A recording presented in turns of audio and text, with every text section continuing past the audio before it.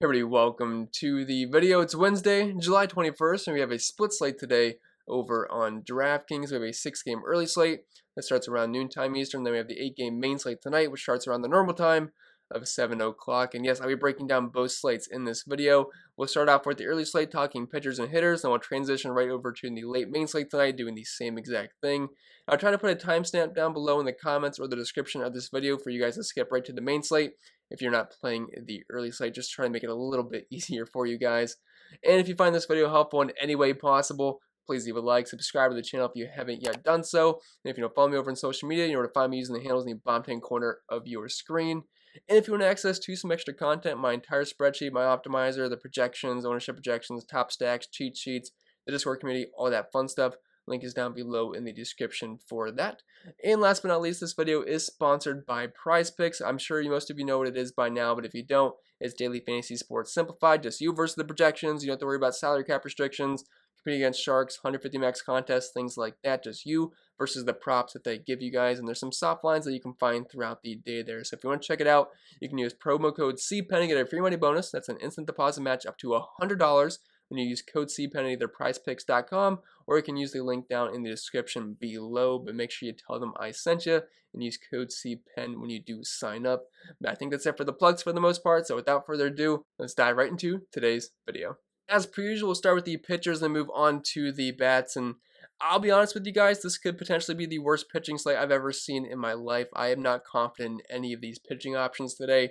The expensive options, there are some okay real-life pitchers like Marcus Stroman, but he's on the road. He's around $10,000, and he's in Great American Small Park in Cincinnati. It's in the middle of the summer. It's in the middle of the day. The sun's going to be hot, so I don't really want to go there. Plus, the Reds have a team total of around 5 against him. Then you have Madison Bumgarner, who, I mean, he had a good stretch earlier in the season, but that's kind of faded away. And facing Pittsburgh, they're kind of an annoying team, a little bit pesky, doesn't really strike out. So it's like, where's the upside there? So we're kind of left with this list of players who I feel like maybe have a little bit of upside, but they'll have their issues as well, which we'll kind of get into here. But I guess we'll start with Eric Lauer, $8,700, and hopefully I never have to lead off with Eric Lauer ever again because this just feels absolutely disgusting. It's a hitter-friendly park in Milwaukee, but just from a run prevention standpoint, I don't think Eric Lauer is going to get blasted here, and he's had his fair share of okay games this year, which at $8,700, I want more than okay games, and I want more than a 22% carry, but you can't get too picky on this slate, and he has a team total below 4 against him, which is pretty good. He's a pretty heavy favorite, 5K prop over in Vegas. He limits the power, limits the hard contact, still gives up over a homer and a half per 9, but I think he's going to be fine versus KC. Versus lefties this season, they haven't exactly been that great. They don't strike out too much, but they don't walk at all. The power's pretty low. The WRC plus is around 90, close to a 300 OBP. I don't love it. I don't love any of these pitchers, but we can't get too picky. I think Eric Lauer is a somewhat safe option here.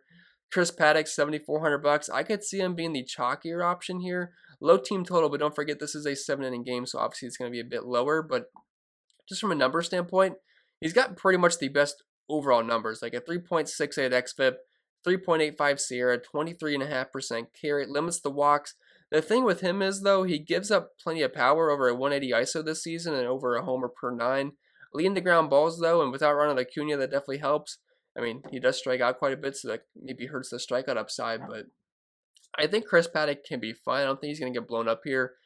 Now, when I played Chris Paddock this season, I feel like every time I've done so, it's went south and he gets blown up. But at $7,400, relative to the other pitching options on the slate, I don't think it's the worst thing in the world that you can do. And they are striking out around 25.5% of the time versus righties this year. So don't hate Chris Paddock. I don't love him either. But if somehow, some way, he could go the full 7 innings here and get the complete game bonus on DraftKings, that would be huge for him at that price point. But that's something you should expect. But I think he's definitely in play here at that price point. Plus, if you want to go super expensive with your bats today, just use some of these cheap pitchers because I don't think pitching is going to win you this slate. I think it's going to be solely one on the bats because we have some really bad pitching options. Then drop down on Michael Wacha here, $6,700. Not a guy that typically works too deep into games.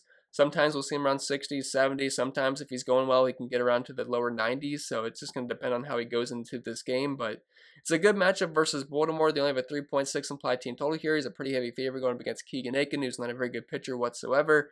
I can see the Rays being a decent contrarian stack on this slate. Very pitcher-friendly park in Tampa Bay, pretty much the best place to pitch.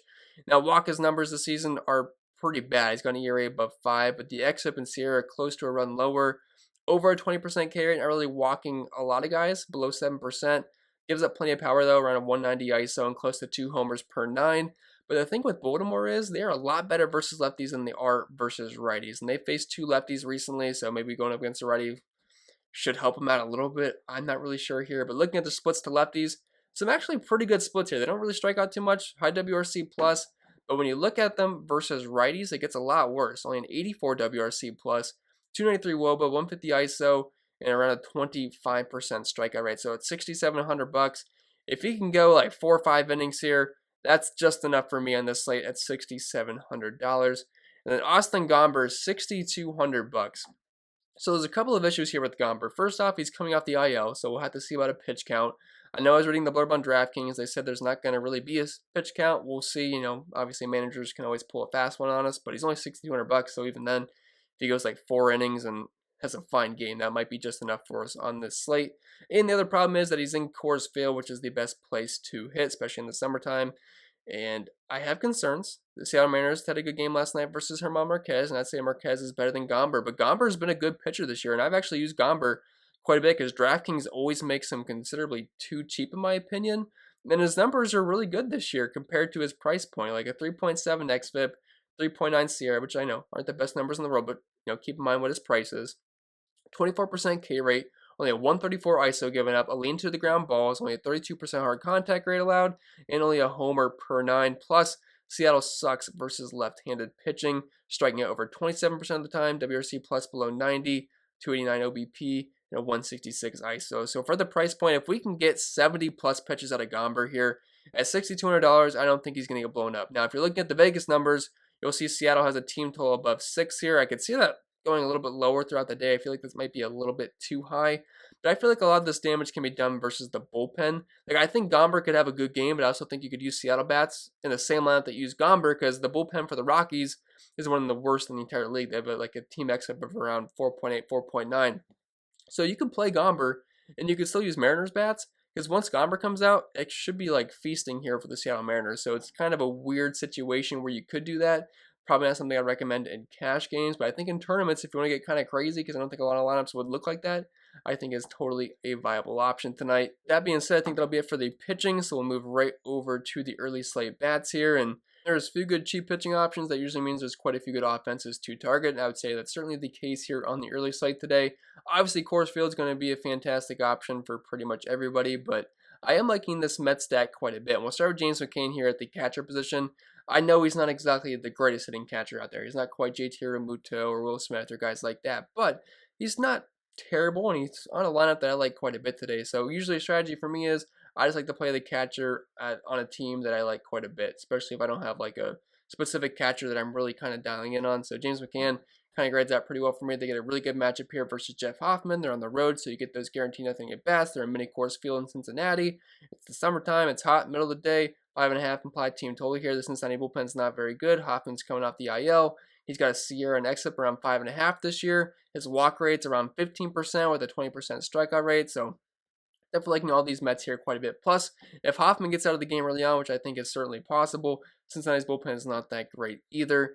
Then dropping down on the opposite side of this game, we have Tucker Barnhart, $2,700. So Marcus Stroman's not a bad real-life pitcher, but he's a guy that can kind of scramble some hits. He doesn't give up a ton of power, gets a lot of ground balls, which is kind of annoying. But if Cincinnati can get to him early on, I think the Mets bullpen is certainly something we could attack a little bit. And Marcus Stroman isn't exactly the greatest pitcher out there anyway. I mean, he's fine for real-life purposes, but I definitely think the Cincinnati Reds here, especially the lefties, are still going to be viable options here, and they're not overly expensive as well. Plus, this is one of the best parks to hit in all of baseball. Coors Field would kind of overshadow this place, but I definitely think it's a good secondary option here. And then Cal Raleigh, I think that's how you pronounce his name, Raleigh. Either way, $2,000. He is dirt cheap. I want to say around 14 or 16 points last night. I know I said I like Austin Gomber, and I do. I think Austin Gomber is a fine play for his price point, but even then, I still think the Seattle Mariners can do damage against the bullpen when Gomber comes out. And Gomber's not invincible either. He can still give up some runs and be an okay play at his price point. So, do like these Seattle Mariners bats quite a bit, especially when you have a guy that's free in Coors Field, hitting a decent spot in the order compared to most catchers. Then dropping down to first base, we have Pete Alonso, $5,900. I think he's went deep 2 days in a row now, if I remember correctly, and would not be surprised if he can make that 3 here versus Jeff Hoffman. We know Pete Alonso's got all the power in the world. We saw that from the home run derby, and If you got the money for him, great, which you should because pitching is not overly expensive today, so it shouldn't be an issue spending it for any bat that you want. Ty France, $4,100 should be betting cleanup here for the Mariners, going up against the lefty in Austin Gomber and a pretty bad Rockies bullpen. Team total of around 6.5 today, which does feel a bit high. I can see that getting lowered a little bit, but Mariners are definitely going to be one of the top options to target today. Plus on the road to get those guaranteed nothing at bats as well. And then Christian Walker, $3,200. So the Diamondbacks, I think, might be a halfway decent contrarian stack because I don't think anybody's going to play them on this slate because people are going to be targeting those two games in really, really hitter-friendly ballparks in Cincinnati and Colorado. But I think the Diamondbacks with a team total just shy of 5 here, some pretty decent options here versus the Pittsburgh pitcher who doesn't really have a ton of big league innings under his belt. I know he had that one good start, the other one was kind of pedestrian, but I think the Diamondbacks for their price points, a couple of these guys do make for maybe a decent mini stack here. Not in love with these guys, especially with the other options that we have available to us. But for Christian Walker, betting cleanup, $3,200. I think there's some decent upside here for him with a team total just shy of 5. Then dropping on second base, Jeff McNeil, $4,600. If I can afford him, I'd really want to try to get him in here. Lefty on ready matchup versus Jeff Hoffman, and I like all the Mets here versus Cincinnati tonight. Colton Wong, $4,200. I'm really going to try to just kind of lock in Jeff McNeil here, but if I can't, Colton Wong. I think the Brewers are another good contrarian stack on this slate. They have a team total above 5. It's a hitter-friendly park. Brad Keller, the past couple of starts, has been pretty good, but I don't think the strikeouts are going to be sustainable for him, especially if you look at his overall career numbers. And I can actually see people playing Keller today because, Milwaukee is obviously a pretty bad lineup overall. They do strike out quite a bit.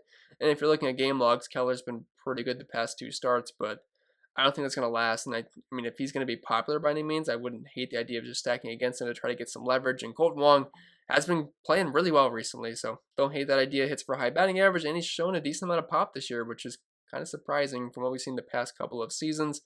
And then Jonathan India, $4,100. He went deep on the second pitch of the game yesterday, leading off Marcus Stroman. A little bit of a tougher matchup here, but he's been a guy that's hitting for a decent batting average this season and has shown the ability to get on base with his OBP being close to 400. Then dropping out as third base here, we have Ryan McMahon, $4,900. Left on ready matchup here in Coors Field. Now, I believe this is the first Rockies bat we're talking about. They have a team total close to 6 here, though, so you can stack the entire roster here. Brendan Rodgers, Charlie Blackmon, Tapia, CJ Cron. You can use the entire lineup, but I only kind of picked and choose a few of these guys here, but all make for fantastic plays. And Ryan McMahon has shown a ton of power versus right-handed pitching this season. And then JD Davis, $4,700. Just more Mets exposure here versus Jeff Hoffman. Brian Hayes, $4,300. Madison Bumgarner, if you're going to use anybody versus him, I would prefer it to be the righties. And Brian Hayes has shown some decent splits versus left-handed pitching this season. And plus, over the past couple of seasons, Madison Bumgarner has definitely shown weakness to righties. And then dropping into the shortstop position, we have Trevor Story, $6,000.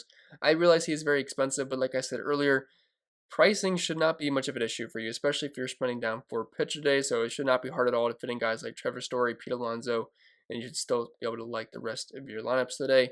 Then Josh Rojas, $5,000, kind of part of that contrarian Arizona stack that I don't think a lot of people are going to play, but I do think they're in a decent spot here versus the righty for Pittsburgh. Then JP Crawford, $4,400. So if he's leading off, I know it's a lefty-on-lefty matchup here, but JP Crawford's a guy that is pitching for a decent average this season and has been playing well, and I don't hate it at that price point. Just cheap Seattle exposure for a team total that's currently above 6, so I would not hate the idea. Plus, he'll see it ready at some point anyway from the Rockies bullpen, and at $4,400, I think he's at a pretty good price tag. And then dropping out of the outfield, we have his teammate Mitch Haniger, $5,600. He's been playing really well recently, and it's a ready-on-lefty matchup here versus Gomber. Really high team total. It's Coors Field. 230 ISO this season, and versus lefties, the numbers look really good as well. So I do like Mitch Haniger, even though he's very expensive. But like I mentioned, pricing shouldn't be too big of a deal today. Then Brandon Nimmo, $4,400. So we'll kind of group these guys together just so I don't sound redundant. So Brandon Nimmo, Dominic Smith, and Michael Conforto, all these guys are elite plays, all lefties, all in the outfield here. Lefty-righty matchups here versus Jeff Hoffman, and all these guys have plenty of power versus righties. I think they're all fantastic plays. Christian Yelich, $4,400. I know he's been pretty awful this year, but the past couple of games for him have gone well. I know there's a super small sample size, but if you are stacking the Brewers here, it's kind of hard to leave out Christian Yelich, even though he's been just very, very bad this season. He's walking quite a bit, but he's still striking out a ton, and the batting average is still pretty poor. But we know there's some power in that bat. Then Jesse Winker, Tyler Naquin will kind of group those guys together as well to make things go a little bit more smooth. But Jesse Winker has some of the best numbers in all of baseball versus right-handed pitching.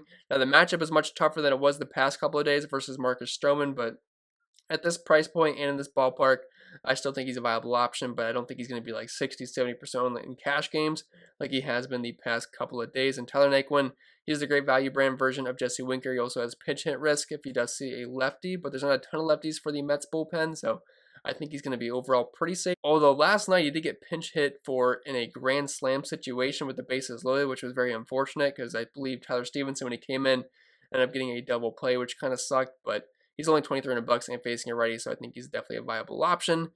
And I think after that, the only guys we didn't hit on was Raimel Tapia and Cole Calhoun. But Tapia, he's leading off in Coors Field. Don't hate that left-hand righty matchup. Guy that hits for a high batting average, but not a ton of power.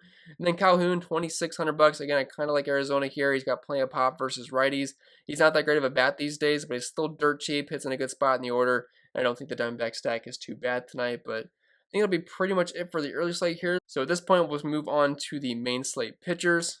And I'll tell you what, it is nice to see some names here that I actually do want to roster tonight, because on the early slate, pretty much all these guys would be the SP1 over there. But we'll start up top with Lance McCullers, $10,100. I definitely think he's the best pitching option on the slate. I'll try my very best to fit him in. But the way DraftKings is pricing bats this year, it's really not going to be too hard to fit in Lance McCullers. And probably Robbie Ray as well. You could probably play both of these guys quite easily together, but if you can't, we do have some other SP2 options to make things work. But for cash games, I definitely think it's a McCullers kind of day.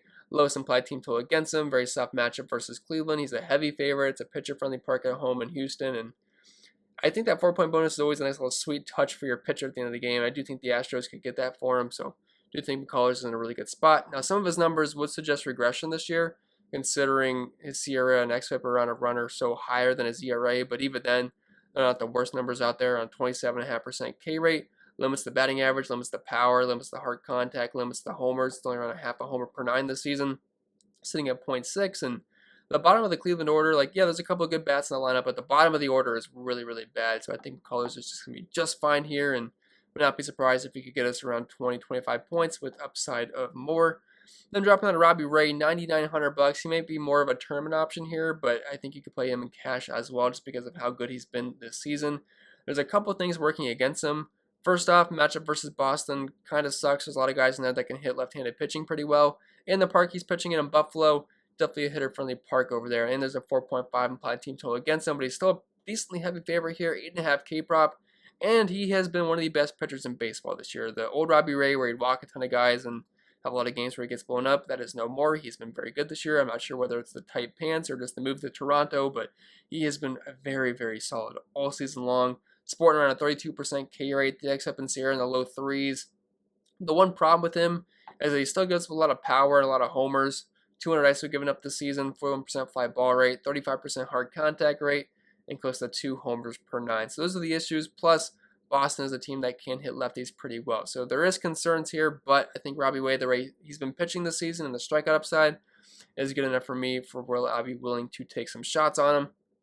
And then dropping down to this game with Adam Wainwright and Kyle Hendricks, I think this is going to be a very low-scoring game. It might be a very boring game, but that's not the worst thing in the world for pitchers. I prefer Wainwright over Hendricks just because Hendricks barely has any strikeout upside, and St. Louis doesn't really strike out much either, and I think Adam Wainwright facing a strikeout-heavy team as a righty versus Chicago, with a slightly lower implied team total, he's the slight favorite in this game. I think he makes a little bit more sense here, but both are fine options. They're not exciting, but they're fine, which it's not the worst thing in the world when a pitcher's a fine play. Sometimes boring plays are better than plays that get blown up, which I don't see that happening for either pitcher here. But I do prefer Adam Wainwright. He's sporting around 23% K rate this season. And the thing I like the most here is Chicago. They are one of the most strikeout-heavy teams versus righties this year, around a 27% K rate, and a WRC plus below 30. As for Kyle Hendricks, he's got under a 20% K rate this season, and St. Louis only strikes out 22% of the time. So I would not really expect more than 4 or 5 strikeouts out of Kyle Hendricks here, but it's a soft matchup overall. I don't think he's going to get blown up or anything. St. Louis only has a 148 team ISO to righties this year, 86 WRC plus, and 293 WOBA. Hendricks is one of the most boring pitchers to roster for DFS purposes. I hardly ever do it, but if you want to play him today, it's fine, but it's going to be very boring. I feel like the upside is quite limited. And then Dylan Cease here, $8,600. He's been pitching pretty well this season. I do prefer him over Kyle Hendricks, considering his strikeout rate's nearly double of his at 30%. Now, the walk rate's around double, but I'll definitely take the strikeout upside out of him. Don't love the matchup here versus Minnesota, but he's a slight favorite. 6K prop. SIERA's under 4. The xFIP's under 4. Again, the good strikeout rate. Limits the hard contact. Limits the power. I think Dylan Cease is a pretty solid play tonight because if you have to save some money, you can't go all the way up to Robbie Ray. He's $1,300 cheaper, and I feel like he has somewhat similar upside given the matchups that they both have. So I think that'll be pretty much it for the pitching. Not a ton of guys I like, but there's definitely a good solid group of pitchers that we can roster on the slate, especially compared to what we had on the early slate. So with that, we'll move right over to the bats. And as always, we'll start with the catcher position. And personally, I'll probably end up spending down here because it looks like I am going to be spending up for pitcher. But if you do have the money for Real Muto, I definitely think he's the top catching option on the entire slate. Just one of the best catchers in baseball hitting-wise. And they get a pretty good matchup here versus Asher Wojciechowski. That's always a fun name to pronounce. I'm not even sure if I'm saying it right, but I'm pretty sure I'm at least close. And he has not made a big league start yet this year, but he's kind of struggled in AAA, and over the course of his career, hasn't exactly been the greatest pitcher out there. He used to pitch for Baltimore. I would stack against him at times. Now, sometimes he was kind of annoying where he was striking out a lot of guys, and it didn't really end up working out, but still not that great of a pitcher. Hitter from the park in Yankee Stadium. You get the guaranteed nothing at bats on the road here for the Phillies. No team totals out yet for either side of this game, but I'd have to guess maybe a 10 over under, 5 for each. I think that probably makes some sense here. So if you got the money for Real Muto, I think he's fine. If not the end of the world. Don't think he's going to be high owned anyway. Denny Jansen, $2,800. Don't expect much out of him. And it's going to be take two here for the Blue Jays versus Garrett Richards. We'll see what the weather holds for us today. But I'm recording this video the night before the slate starts, so it comes out early for the early slate people. So we'll see. We'll revisit that when the time comes because I'm not in the business of trying to project weather at 12 a.m. the day of. So we'll see what happens. But assuming weather cooperates, I like all the Blue Jays here versus Garrett Richards quite a bit. He has been pretty terrible ever since the sticky stuff's cracked down. Even then, he wasn't that great either. So give me all the Blue Jays I can handle versus Garrett Richards. They have a team total of 6.1, which kind of makes it feels like they're in Coors Field with the way their team total looks today. So loving all the Blue Jays. Definitely pretty much the top stack on the entire slate. Then Jonah Heim, $2,200. I could see this game popping up quite a bit. I know they're not the most exciting offenses in the world, Texas or Detroit, but the pitching is really bad on both sides of this game. We have Matt Manning and Jordan Lyles. So as bad as the offenses are, I could see them both popping off. So I definitely want exposure to this game quite a bit. And Jonah Heim, for a catcher, hits in a pretty good spot in the order, which always makes me feel a bit better rostering that catcher. Like, if you're ever debating on a guy either hitting 9th or 5th and there's not much of a difference for you, I just try to side with the guy hitting higher in the order just so I get the extra AB opportunities. And then dropping in at first base, we have Vlad, $6,000. He's a bit expensive, and I know we're going to try to spend it for pitching today, so I'm not sure exactly how easy it's going to be able to fit him in, but I mean, he's pretty much just raw points-wise. He's going to be the top play in the entire slate. I mean, great matchup versus Richards. I know it's already a ready matchup, but Vlad smashes either lefties or righties, and Richards not very good versus either-handedness. So if you got the money for Vlad, I mean, obviously an excellent play here with that team total being above 6. And then a couple of Detroit Tigers first basemen. You could also play Scope at second base, but he's shown actually a decent amount of power this year, and he's actually looked pretty good. Like on the season, 189 ISO and a 277 batting average, and some of the other numbers aren't exactly great. Does strike out quite a bit, but versus Jordan Lyles, a guy that gives up plenty of hard contact and power, I am liking the Tigers here quite a bit, as ugly as that sounds. Then Miguel Cabrera, $2,500. He's about half the price point. Numbers are pretty bad this year, but if you're just looking for a cheap portion of this offense, Miguel Cabrera is available for you. Then dropping at second base, you have Marcus Semien, $5,700, and I think you guys get the idea by now, but I like all the Blue Jays here versus Garrett Richards. All these guys pretty much have good numbers this year, so I don't think I have to keep saying that. Then dropping that at Altuve here, do like the Astros stack quite a bit here versus Eli Morgan. I think down the road he can be pretty good, but as of right now, he's still developing, and I think the Astros do make for a pretty decent stack here. Team total around 5.5, and the numbers for all the Astros have been pretty good this year. I know they're still without Alex Bregman, which kind of sucks, but guys like Cal Tucker, Michael Brantley, Jose Altuve, Carlos Correa, and Yuli Gurriel, and a couple of other pieces. You could even use their catcher, Martin Maldonado, if you want. I think are all viable options today. Then Gene Segura, $3,400, should be leading off here for the Phillies. Asher Wojciechowski, or however you pronounce that name. I'm pretty sure I'm close to it, but if you just want to call him Woj, you could do that as well. But I do like some of the Phillies here. I mean, I'm not in love with them, but I think for their price points, a couple of these guys are decent plays tonight. And, Yankee Stadium here on the road. Don't hate the idea of using some of these Phillies. And then going to third base here, we have Candelario, $4,400, just getting kind of more Tigers exposure versus Jordan Lyles. I know sometimes he can be annoying and have some good games, but he's just not that great of a pitcher, and I feel like I picked on him almost every single slate this year that he's pitched on. Gavin Biggio, $3,600, just cheaper exposure to the Blue Jays. His numbers have been pretty awful this year, but he is priced pretty low. Now it's for a reason, but do like trying to get cheaper exposure to the Blue Jays.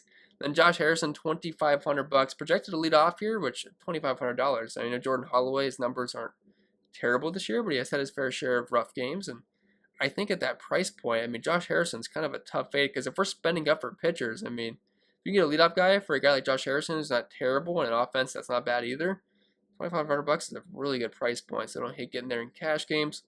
Then dropping at a shortstop, we have Bo Bichette, $5,100. Again, this is just getting as much exposure possible against Garrett Richards tonight. Love the entire Blue Jays lineup. I cannot stress that enough. Carlos Correa, $4,600. He's been in a bit of a funk recently, but I do like all the Astros here, and that price point is pretty nice.